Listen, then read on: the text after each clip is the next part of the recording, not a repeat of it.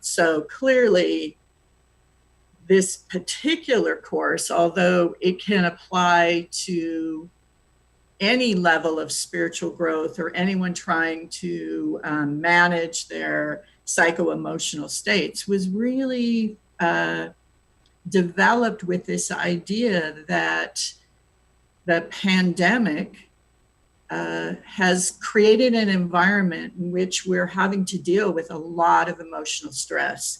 There's a lot of loss, there's a lot of fear, and the change in lifestyle that we've had to engage in has forced us into learning how to be different in the world. And in fact, Loriana and I were speaking this morning about, going back to work now after being off all this time. How can we not be stressed by the idea of having to practice in a different way, having to care for our patients in a more expanded way, not just whatever their chief complaint is, but also the fact that there's exposure now to this virus. So we've had to really learn a new way of working and a new way of being. And this is not like flipping a switch or just making a decision that you're going to be different now. You just don't say, all right, I'm going to be a more direct person, or I'm going to be more compassionate, or I'm going to be more aware or more conscious or better self-illuminated. It's a wonderful thing to set an intent in that way, but you don't just flip a switch and have that happen from that point on. This process of growth, this process of the evolution of consciousness actually requires not just setting an intent, but doing a lot of internal work. Self-illumination is important to this process. Mindfulness is important to this process. And we set this intent to make something good come out of this pandemic by growing and evolving and choosing differently. And then once the intent is set, we have to really pursue that intent on a daily basis. We have to commit to it. We have to dedicate ourselves to this process of growth. And in order for that to happen, there has to be alignment in the five spirits. And so normally when I talk about evolutionary stress, I spend a lot of time talking about the 8 extras, because the 8 extras are prenatal vessels and they contain our curriculum and they govern the 7 and 8 year cycles of Jing for growth and development. But today we're going to really focus on those 5 spirits that reside in the 5 zong organs. And we're going to look at the things that we can do to help our patients understand how those spirits are out of alignment and how we can help correct that misalignment so that people are better aligned spiritually, emotionally, and mentally, so that their physical pursuit of what comes next is coming from a place of better balance. And so that really is a 5 spirit issue. And in that sense, we won't be talking about systems of acupuncture. So we won't be spending a tremendous amount of time on the low collaterals or the 8 extras or the divergence, but we'll really be looking at points or point combinations which have a profound influence on the alignment of these spirits. So these are points that perhaps you could add to an 8 extra treatment, or you could add to a Zong Fu treatment, or you could add to a low collateral treatment if you're trying to help your patient restore balance in these spirits. So first of all, we have to look at them. What are they? What are these 5 spirits? So from a sort of overview, we're looking at the 5 zong organs and the spirits that reside in these organs. So we have the Shen, the Po, the Hun, the Yi, and the Zhi. And each of those spirits resides in one of the 5 zong organs and is supported by the function of that organ and expressed through the system that that organ governs. So there's a deep link, for instance, between the Shen and the heart, between the Po and the lungs, between the Hun and the liver, between the Yi and the spleen, and between the Zhi and the kidneys. And so sometimes we look at imbalances in these 5 spirits through the physical imbalances in that organ system. But I think in the case of this type of evolutionary stress, we need a deeper understanding of what these spirits look like, how they function, and what they look like when they're out of balance. So a little more focus today on the emotional imbalances, the psychological or mental imbalances, the spiritual imbalances that go along with these spirits when they are not actually aligned. These 5 spirits encompass all of the mental, emotional, and spiritual aspects of humanity. They basically make us who we are. When these spirits are functioning well, we have an authentic expression emotionally, we have an authentic expression mentally, we have an authentic expression spiritually when these spirits are aligned.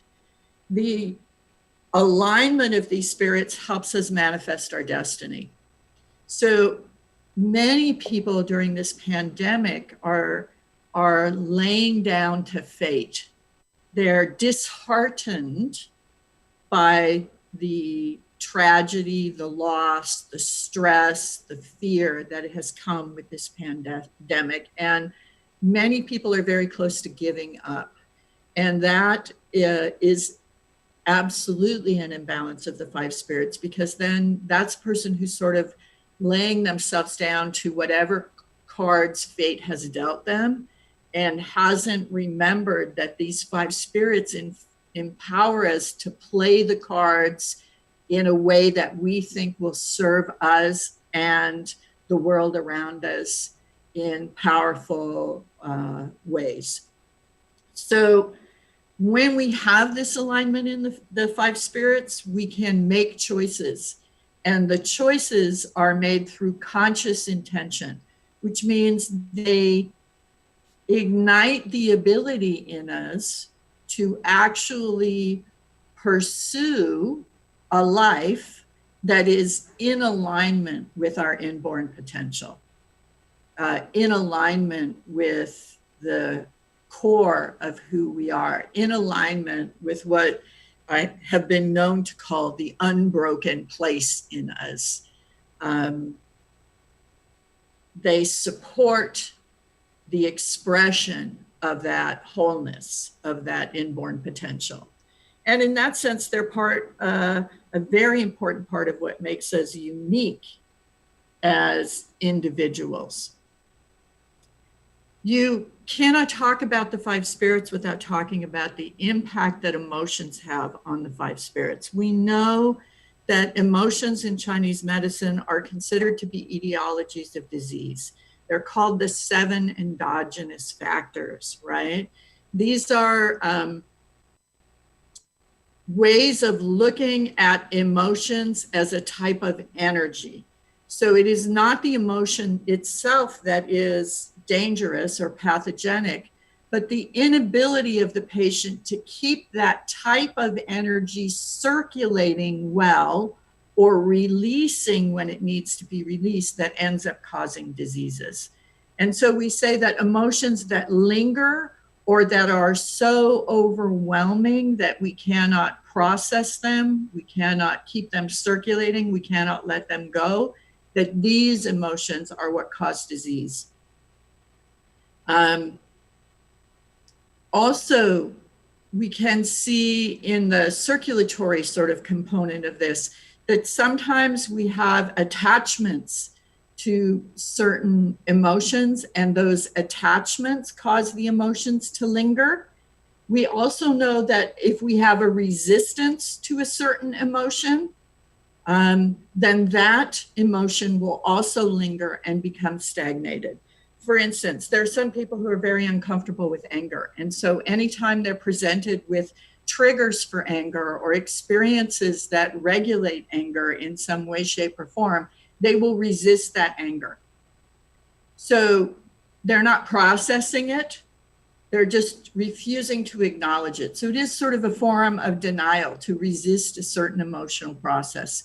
When we do that, the emotion lingers. When the emotion lingers, it then causes disease, right? So when we have these pathological emotional experiences, ones that linger, ones that are overwhelming, emotions that we're attached to, emotions that we resist, right?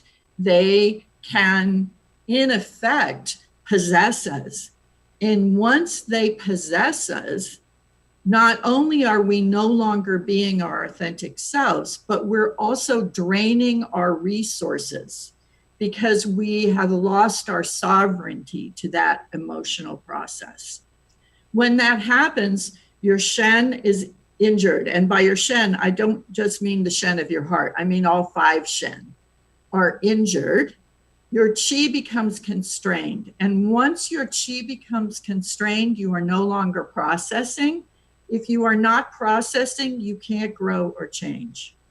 So constrained chi is a very, very big problem with emotional health. Once your chi is constrained, your body starts to draw on Jing for function. And so Jing becomes exhausted when this emotional process happens. Once that happens, organs, especially the 5 Zong organs, become injured, and these spirits become agitated and therefore stop effectively doing their job of expressing the uniqueness of who we are. So just as a sort of introduction, we're going to look at each of these spirits in depth, and we're actually going to have a few little discussion groups about these spirits in depth and how we're experiencing them individually, because until you know the state of your own 5 spirits, it's very hard to support someone else's. We have a sort of general look at what ill health looks like in these spirits. For the Shen is about consciousness, as we'll see in a few minutes. So when people begin to lose consciousness or they have imbalances in the Shen that affect consciousness, we see people losing heart, right? So they end up with depression that presents with angst or anxiety or despair or sadness. They begin to lose heart. When there's an imbalance in the Hun, we lose our vision of the future. We lose our ability to make plans. We lose our sense of direction. We lose hope. We lose creativity, the ability to express ourselves through symbols and images. When there is ill health in the Po, we lose sensory awareness, the ability to be fully embodied in a sensory system, to know how our bodies are feeling. So we lose this sort of self-awareness physically. We often can have morbid thoughts of death or be overwhelmed by grief or sorrow. When we have imbalances or ill health in the Yi, our brains just short circuit. And we end up with a thought process that is ineffective, that can't get us from point A to point B effectively. So we suffer overthinking or obsessive thinking, brooding. And also when the Yi is imbalanced, it becomes very difficult to solve problems because we can't think outside of the box. We try to solve problems from our current state of thinking, which is almost an impossible task. When there's an imbalance in the juror, what we see is apathy, people who lose the drive to keep going forward. These are people who have depression that is sort of linked to this idea of a loss of momentum. They just can't take another step. And so even though we're going to look at these very, very specifically, there is a sort of unique expression of each spirit, but then you can see from this general overview that one spirit can affect the function of another spirit. So for instance, if you have an inability to see the future and make plans because your hun is imbalanced, you might be prone to overthinking or obsessive thinking because you don't know how to see a possibility of things changing. Or you may end up giving up and sinking into apathy. So it is important to align all of these spirits in a way that helps them support each other in terms of emotional growth. So we start